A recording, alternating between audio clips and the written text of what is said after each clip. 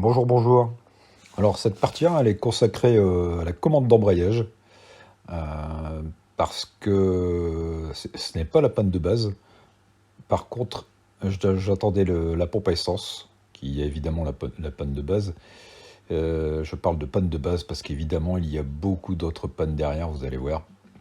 Mais là, à la fin de cette vidéo, la commande d'embrayage, elle fonctionnera avec les moyens du bord. Parce qu'au fait, après, j'ai découvert The Fiero Store et Rock en Amérique, qui ont quasiment toutes les pièces de Pontiac et qui sont très rapides en livraison, à des prix qui restent abordables malgré qu'on paye autant de frais de douane et de port que le prix des pièces. C'est aberrant, mais c'est comme ça. Donc à la fin de cette vidéo, ben, vous verrez que la commande d'embrayage, elle fonctionne. Bon visionnage. Alors bonjour, bonjour, bienvenue sur Jeff Meka. Aujourd'hui, bah ouais, ça a un petit problème. On va mettre la batterie déjà. Ah oui, c'est une Testarossa, tête rouge, ouais, mais alors de 6 cylindres. Hop, un petit truc pas terrible là, c'est là, on voit quoi, la pédale d'embrayage elle est dans le fond. Donc bah on va démonter parce que je n'ai pas trouvé les pièces. Si, mais c'est en Amérique, ça va prendre du temps, donc on va démonter pour voir s'il y a des références. Là, l'émetteur, pareil, il est là. Donc je vais finir de le déposer et puis je vais déposer le récepteur et puis on va regarder, on va ouvrir tout ça. Alors là il est complètement décroché mais il vient pas. Il vient pas parce qu'il est accroché à l'intérieur. Et à l'intérieur. Attention. J'espère que je vais bien cadrer, mais là on voit que sur le côté, hop, il y a. Hop, je sais pas, vous voyez bien, il y a une petite goupille là. Ok. Voilà la fameuse goupille enlevée.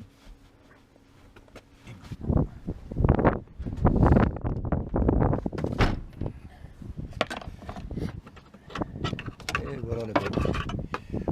Bon, apparemment c'est lui qui est bloqué dedans. Bizarre. Ah non, la tige elle est pliée. Oh, oh. La tige qui est pliée ou c'est que c'est bloqué dedans, je ne sais pas. On va le démonter, on va voir ce qui se passe. Voilà, maintenant on va démonter l'arrière. Le récepteur, bah, c'est lui là. Donc, tu vas voir, j'ai mis du dégrippant pour voir si se débloque et puis on va le démonter. Et c'est bon, bah voilà, les deux bêtes sont déposées. Alors ici, je sais pas si c'est normal tout ça que ce soit plié comme ça à la pédale. Il me semble que non. Apparemment, lui, il serait pas abîmé. Par contre, alors lui, hop, hop, hop, hop. Voilà, le piston est complètement dans le fond. Donc on va essayer de faire des miracles. Et puis, il n'y a pas de marque par contre dessus, ça c'est embêtant. J'aurais voulu recommander des neufs, mais il n'y a pas de marque. Bon, je vais bien les nettoyer, j'aurais bien essayé une marque quelque part. Voilà. Alors pour notre petit problème d'émetteur, comme on l'a vu tout à l'heure, bah, le piston est complètement au fond. Sur internet, il n'y en a pas. Ou alors il faut attendre 3 semaines. Alors je suis allé à la case, j'ai trouvé un récepteur de Mercedes. Bon, la course c'est pas la même. Par contre, le truc qui est vachement bien, c'est ça. Toc.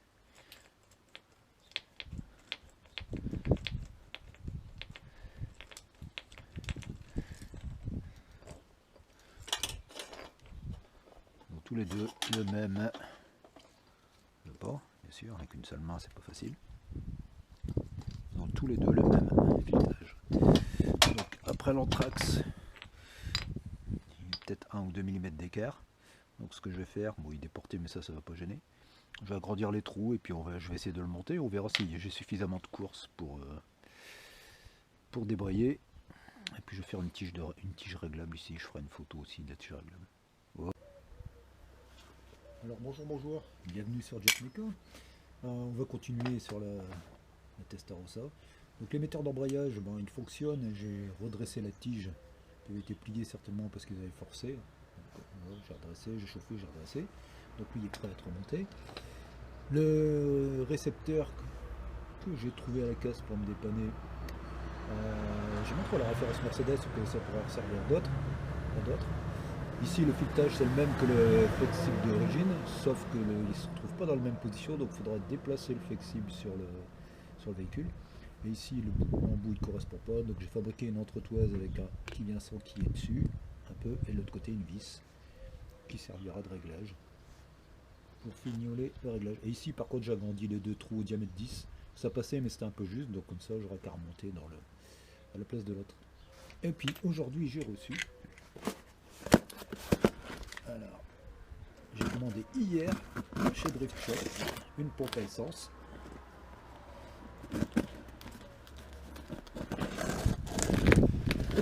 Que j'ai reçu aujourd'hui. Nickel avec des autocollants. Voilà.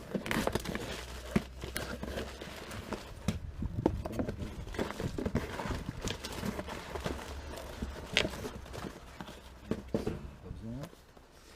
Une belle pompe Valbro.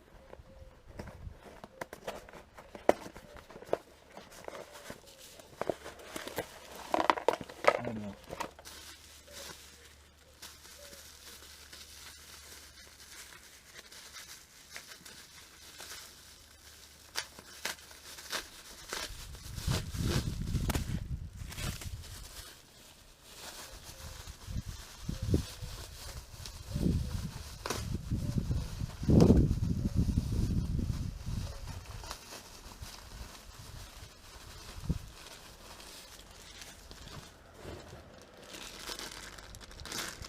Voilà. Évidemment, j'ai pris une 450 qui tourne à l'éthanol. Bon, c'est bon, avec le petit fil, le petit collier, le petit raccord, c'est magnifique. Et bien maintenant, il n'y a plus qu'à. On va lever l'auto, on va monter tout ça.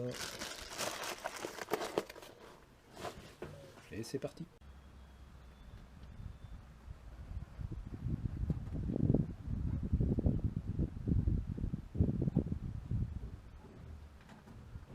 Yes!